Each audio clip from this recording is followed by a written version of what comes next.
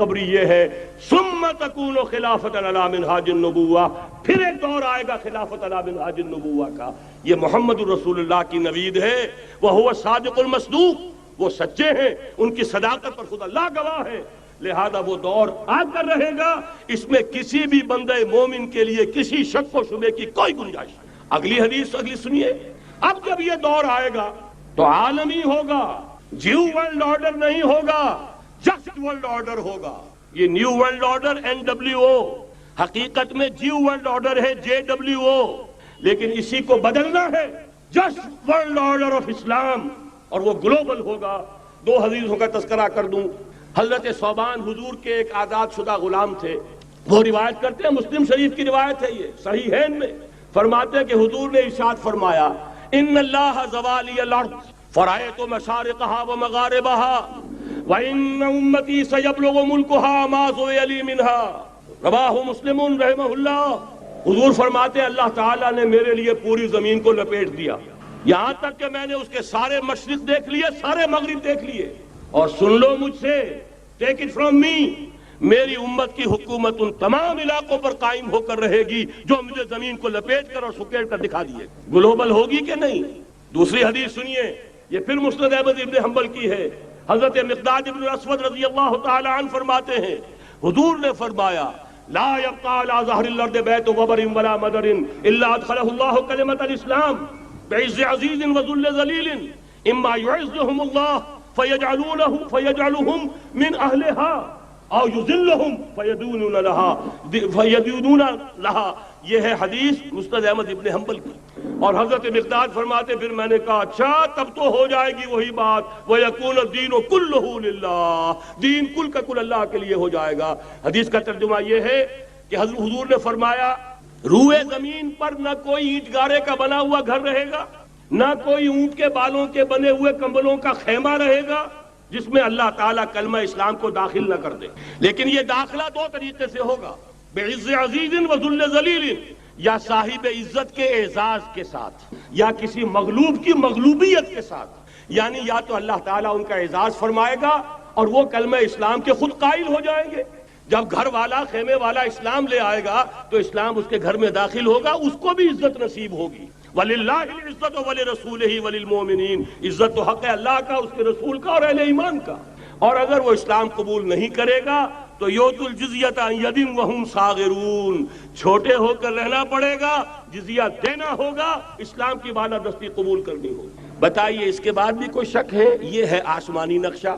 یہ اللہ فرما رہے ہیں وَاللَّهُ مُتِمُّ نُورِهِ وَيَأْبَى اللَّهُ إِلَّا يُتِمَّ نُورَهُ لِيُظْهِرَهُ عَلَى الدِّينِ كُلِّهِ وَلَوْ كَرِهَ الْمُشْرِكُونَ۔ یہ اللہ کا فیصلہ ہے۔ ادھر یریدون لیطفئوا ہے، یہ زمینی نقشہ ہے۔ اب شکل کیا ہے؟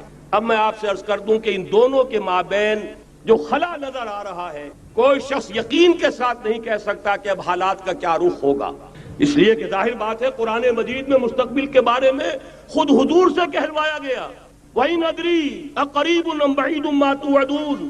لوگوں مجھے معلوم نہیں ہے کہ جس بات کی تمہیں خبر دی جا رہی ہے وہ قریب آ چکا ہے یا دور ہے۔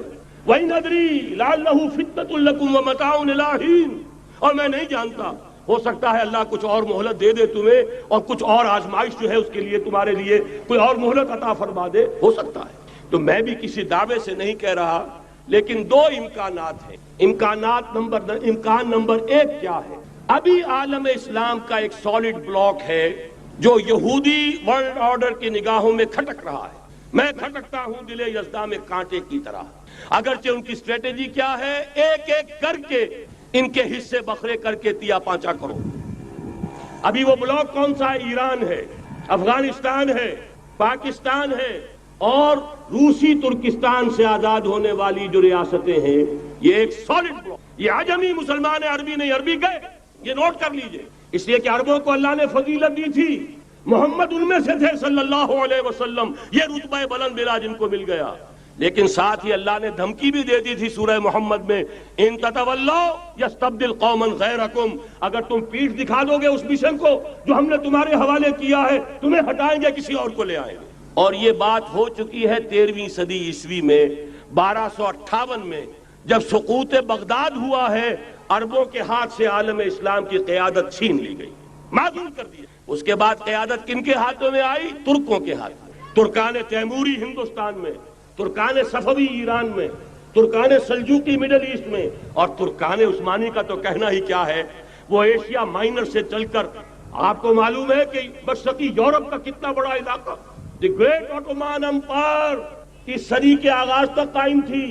اس صدی میں عجیب عجیب معجزے ہوئے ہیں. گریٹ آٹومان امپائر جو 3 بر اعظموں پر محیط، نام و نشان ختم. The great U S S R, نام و نشان ختم. اب تو روس صاحب ایک ملک کی حیثیت سے رہ گئے.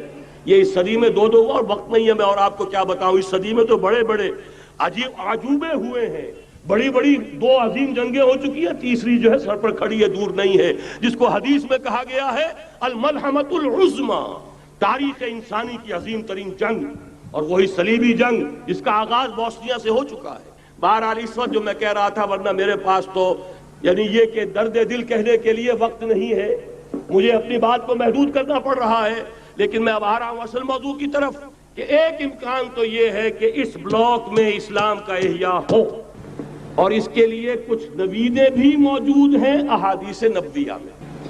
وہ تو آپ نے سنا ہوگا اقبال کا شعر، میرے عرب کو آئی ٹھنڈی ہوا جہاں سے، میرا وطن وہی ہے، میرا وطن وہی ہے. حدیث میں آتا ہے یخرج ناس من المشرق یؤتون للمہدی یعنی سلطانہ، مشرق سے فوجیں نکلیں گی کہ جو کہ مہدی کی حکومت قائم کریں گی. یہ مہدی اہل تشیع کے مہدی اور ہیں، ہمارے مہدی اور ہیں. اہل تشیع کے عقیدے کے مطابق ان کے بعد میں امام جو روپوش ہو گئے تھے وہ امام مہدی ہے، وہ ظاہر ہو جائیں گے. ابھی امام غائب ہیں، پھر وہ ظاہر ہو جائیں گے. ہمارے نزدیک یہ مہدی پیدا ہوں گے یا ہو چکے ہوں، اور یہ ہوں گے حضرت فاطمہ کی نسل ہی سے رضی اللہ تعالی عنہا. لیکن عالم عرب کے اندر پھر ایک طاقت بن کر ابھریں گے، باطل کی قوتوں کے خلاف جہاد کریں گے. لیکن ان کو مدد آئے گی 2 طرف سے، ایک زمینی مدد آئے گی مشرق سے، ایک آسمانی مدد آئے گی.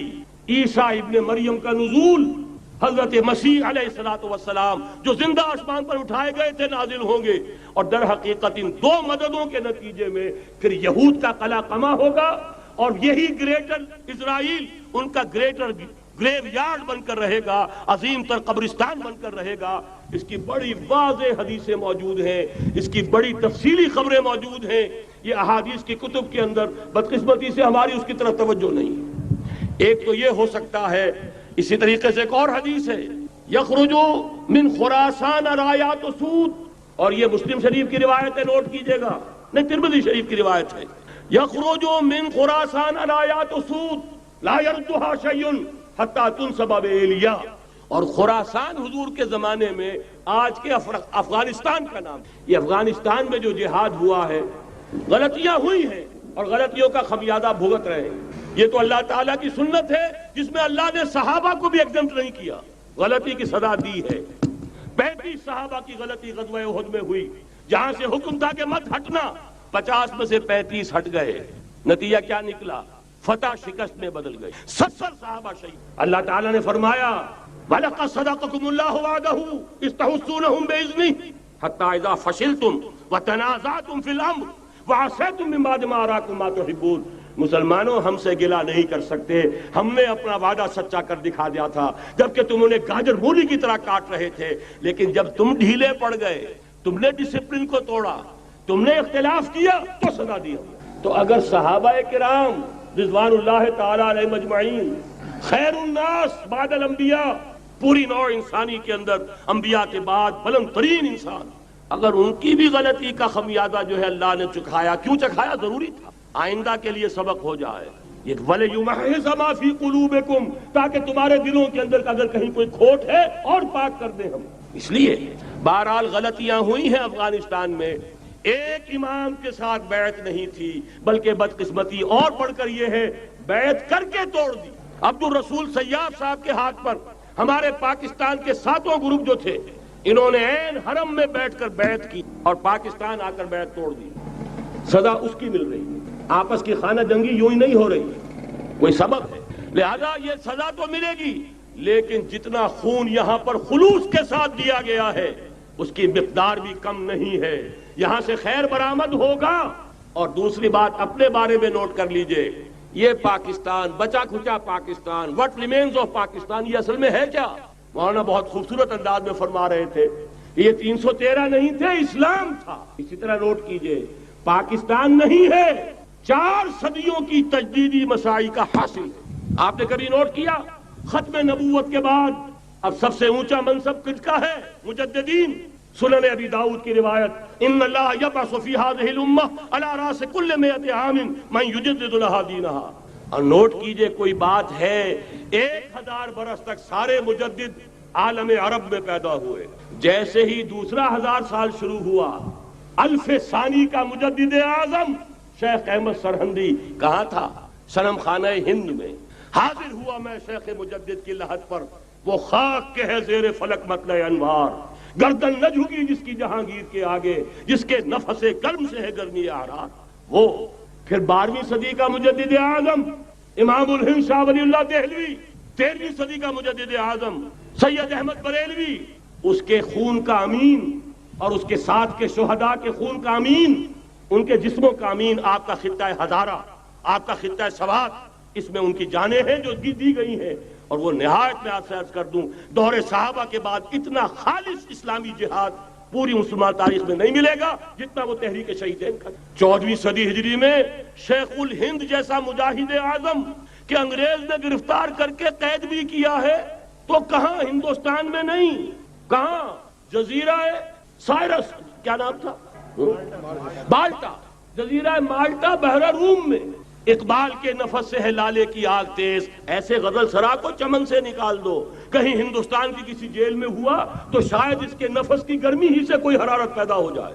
اور اسی صدی میں 14ویں صدی ہجری میں اقبال جیسا مفکر، اسی 14ویں صدی ہجری میں مودودی جیسا مصنف، اسی 14ویں صدی ہجری میں مولانا الیاس جیسا مبلغ رحمہم اللہ، عظیم شخصیتیں آج پورے عالم اسلام میں آپ کو تبلیغی دوست ملیں گے۔ یہ کہاں سے شروع ہوئی تحریک؟ دہلی کی ایک چھوٹی سی مسجد، وہ مسجد بنگلے والی اب تو بڑی عالیشان ہو گئی ہے، جب وہاں شروع ہوا تھا کام بڑی چھوٹی سی۔ یہ سارے کام یہاں کیوں ہوئے؟ پورا عالم اسلام آزاد ہوا، کہیں نعرہ اسلام کا نہیں لگا، کہیں عرب قومیت پر، کہیں کسی اور عصبیت پر تحریکیں چلی ہیں، صرف تحریک پاکستان تھی کہ پاکستان کا مطلب کیا؟ لا الہ الا اللہ۔ کوئی سبب ہے کہ یہاں قرارداد مقاصد پاس ہوئی، حاکمیت اللہ کی ہے کہ اکبر نام لیتا ہے خدا کا اس زمانے میں۔ یہ سارا ماضی سامنے رکھیے اور حضور کی دی ہوئی پیشین گوئیوں کا مستقبل سامنے رکھیے، ان دونوں سے ثابت ہوتا ہے اس خطہ ارضی سے کچھ ہونا ہے۔ اگرچہ بھٹکے ہوئے ہیں لیکن کبھی بھولی ہوئی منزل بھی یاد آتی ہے راہی کو، اور بھٹکے ہوئے آہو کو پھر سوئے حرم لے چل۔ اس کی ضرورت ہے مسلمان کو پھر اس کا مقصد یاد دلایا جائے۔ پاکستان اس لیے نہیں بنایا گیا تھا کہ ہمارے ہاں ٹاٹے اور برلے نہیں تھے تو ہمارے پاس اس کے بھی باپ وجود میں آ جائیں، اس لیے تو نہیں بنایا گیا تھا۔ پاکستان اس لیے نہیں بنایا گیا تھا کہ جاگیرداروں کی جاگیرداریاں محفوظ ہو جائیں، پاکستان اس لیے تو نہیں بنایا گیا تھا۔ اور یہ کہ نمازیں اور مسجدیں تعمیر ہو جائیں، مسجدیں تو امریکہ میں تعمیر ہو رہی ہیں عالی شان سے عالی شان، اس لیے پاکستان نہیں بنا تھا۔ آج بھی مسلمان، میں معذرت سے عرض کر رہا ہوں مولانا سے، آج بھی بھارتی مسلمان کی ایوریج نمازی ہونے کے اعتبار سے پاکستانی مسلمان سے کہیں بہتر۔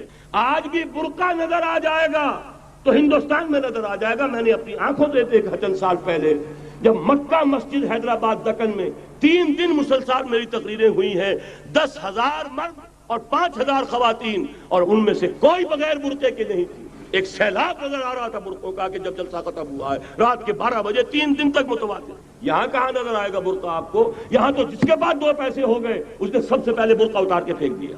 معلوم اچھی طرح سمجھ لیجئے یہ چیزیں تو وہاں زیادہ ہیں یہاں کی نسبت۔ اصل ضرورت تھی کہ یہاں اس نظام کو قائم کیا جائے، وہ نظام عدل اجتماعی، وہ جس میں حریت ہو، جس میں عام آدمی بھی خلیفہ وقت کو ٹوک سکے۔ یہ کرتا کیسے بن گیا؟ ایک خاتون بھی کھڑی ہو کر دامن پکڑ لے، عمر تمہیں کیا حق ہے کہ ہمارے مہر کے اوپر پابندی لگا رہے ہو، جبکہ اللہ نے نہیں لگائی۔ اللہ قرآن میں قنطارہ کا لفظ استعمال کر رہا ہے۔ ڈھیروں سونا دے دے کوئی شخص اپنی بیوی کو مہر کے اندر، طلاق دیتے وقت اس میں سے کچھ نہیں لے سکتا، آپ کون ہوتے ہیں ہمارے حق کے اوپر پابندی لگانے والے؟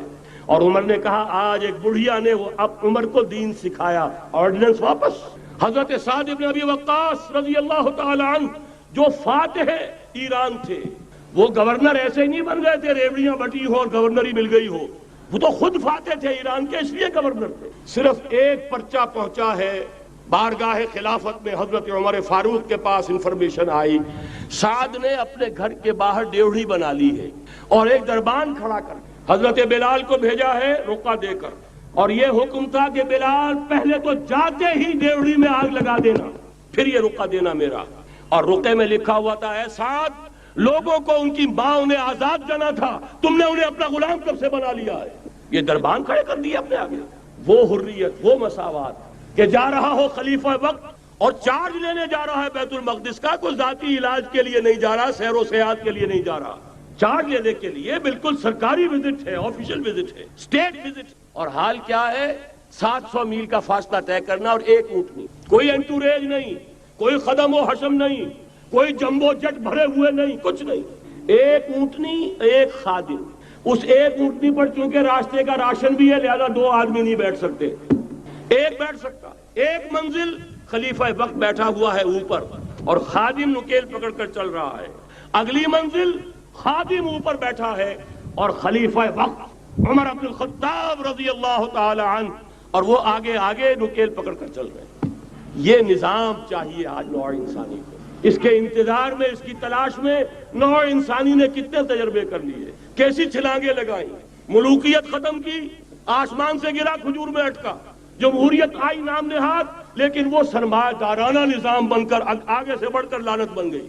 پہلے جاگیردار مسلط تھا، اب سرمایہ دار اور کارخانے دار مسلط ہو۔ اس سے نکلنے کے لیے زور لگایا، کمیونزم کی طرف گئے، چھلانگ لگائی، اب ایک پارٹی ڈکٹیٹر بن کر بیٹھ گئی۔ انسان رست از یک بنتا افتاد در بندے دیگر، ایک چیز سے غلامی سے نجات پاتا ہے، دوسری میں پھنس جاتا ہے۔ اور کیوں؟